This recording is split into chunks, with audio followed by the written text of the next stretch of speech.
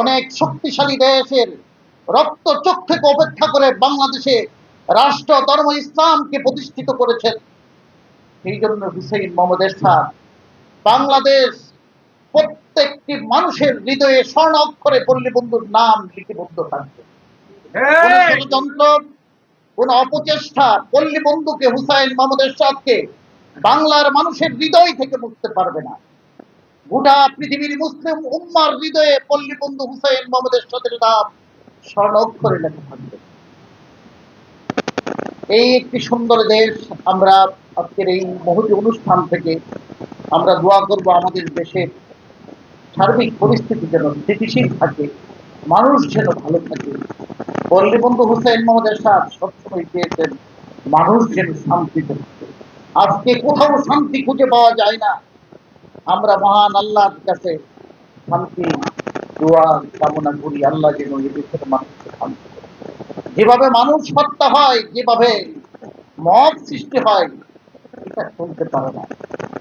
এই সরকার, আমরা বুঝতে পেরেছি সারা দেশের মানুষ এই সরকারকে সমর্থন দিয়েছিল, কিন্তু 11 মাসে এই সরকার তাদের সকল জনপ্রিয়তা সব কিছু হারিয়ে ফেলেছে। আমরা আহ্বান জানাবো অবিলম্বে একটি সুষ্ঠু নিরপেক্ষ সকল দলের অংশগ্রহণে একটি নির্বাচন দিয়ে দেশে একটি শান্তি সুশৃঙ্খল পরিবেশ বজায় রাখার পথ আপনারা উন্মুক্ত করেন। আপনাদের নেতৃত্বে জনগণের নিরাপত্তা দিতে পারেন না। শত সহস্র মানুষের সামনে মানুষকে পিটিয়ে হত্যা করা হয়। মানুষের মাঝে ভয়, চাঁদাবাজি, এই ভয় কেটে গেছে। নির্দ্বিধায় নির্বিঘ্নে চাঁদাবাজি হয়। তার কারণ হলো প্রশাসনের ভীতি নাই মানুষের মাঝে, প্রশাসনের ভয় নাই থাকার কারণে আজকে সারা দেশে অরাজকতা সৃষ্টি হয়েছে। সুতরাং আপনাদের নেতৃত্বে সুষ্ঠু নিরপেক্ষ সকল দলের অংশগ্রহণে নির্বাচন হতে পারে না। সুতরাং আপনারা সরে যান।